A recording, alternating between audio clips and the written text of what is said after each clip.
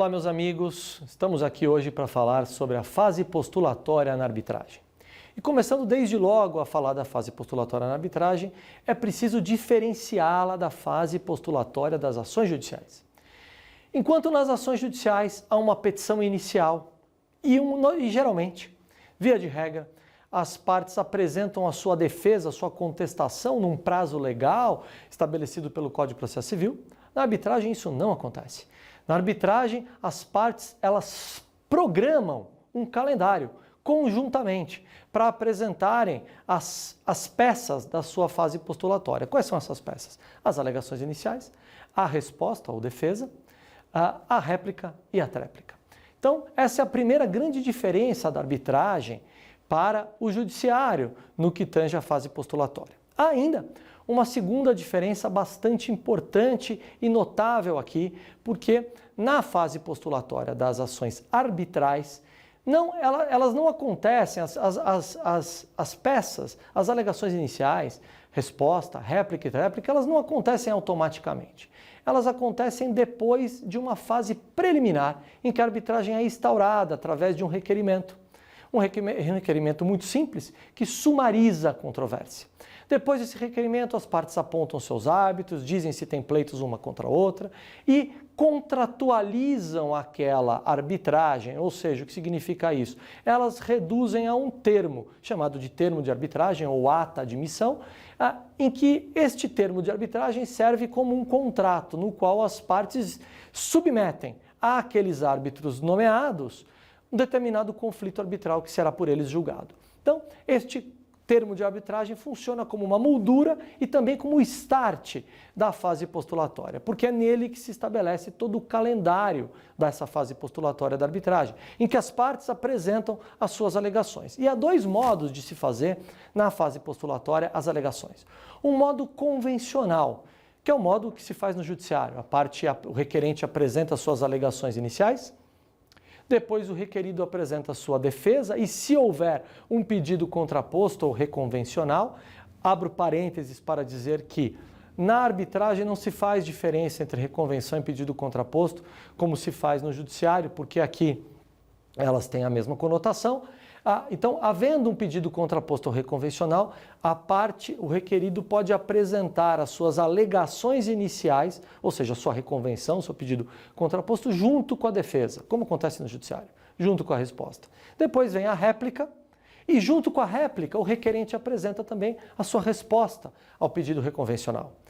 Depois vem a tréplica. E junto com a tréplica do requerido, o requerido apresenta então a sua réplica ao pedido reconvencional. E por fim, vem uma tréplica ao pedido reconvencional feita pelo requerente. Normalmente é assim que acontece quando se trata do modelo convencional. Mas há uma outra maneira de apresentar as petições, apresentar a fase, se ordenar a fase postulatória na arbitragem, e é uma maneira mais incontradiça nas arbitragens. Na arbitragem, geralmente as partes apresentam alegações simultâneas. Então, como a arbitragem ela começa ao mesmo tempo para todos, a partir de um termo de arbitragem em que as partes individualizam as suas postulações e resumem a sua causa, o que acontece é que ambas as partes já têm a possibilidade de apresentar contra a outra as suas alegações iniciais. Então, essa fase de apresentação de alegações simultâneas é normalmente o que acontece na arbitragem. As partes apresentam alegações iniciais simultâneas,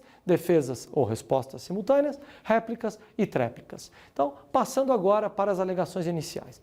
As alegações iniciais elas são apresentadas normalmente num prazo, como já dissemos, convencionado pelas partes. Usualmente de 30 a 60 dias, mas eu mesmo já vi alegações iniciais com 120 dias de prazo. E aí, claro que a resposta terá normalmente o mesmo prazo.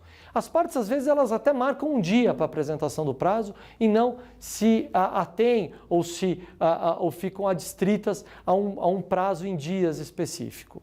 Isso é muito comum também na arbitragem. O que importa para nós aqui, as alegações iniciais, elas são muito parecidas com uma petição inicial, porque a parte tem que trazer todos os fundamentos de fato e de direito que escoram, que amparam os seus pedidos e tem que apresentar as suas postulações. A grande discussão aqui está na limitação das alegações iniciais. As alegações iniciais, a parte não pode, o requerente que apresenta suas alegações iniciais, ele não pode, em momento algum, ultrapassar os limites do termo de arbitragem. Esse é um ponto fundamental. O termo de arbitragem estabelece aqui um limite para as postulações e para os fundamentos que são trazidos. E, evidentemente, também, então, se a parte, nas suas alegações iniciais, apresenta um pedido que não está no termo de arbitragem, aquele pedido não poderá ser apreciado pelo tribunal arbitral. Isso é muito importante. Vamos, então, agora à resposta do requerido. A resposta do requerido, ela se assemelha muito a uma contestação de uma ação judicial. Como na contestação da ação judicial, o requerido deduz ali os fatos impeditivos, extintivos ou modificativos do direito do requerente, que ele afirma ter. Nessa resposta, também apresentada num prazo convencionado pelas partes, a parte traz as exceções, as objeções e, mais do que isso, ela traz também as impugnações à validade da própria arbitragem.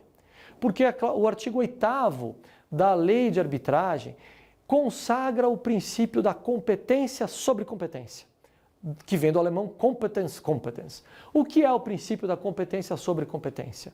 Somente o tribunal arbitral tem a competência para decidir sobre a sua arbitrabilidade, sobre as questões que são sobre a validade da cláusula arbitral e questões que são submetidas à jurisdição arbitral. Ou seja, se uma das partes diz que não deve haver arbitragem porque a cláusula é inválida, porque não se estende a ela, ela tem que trazer isso na sua resposta, em obediência ao princípio da competência sobre competência.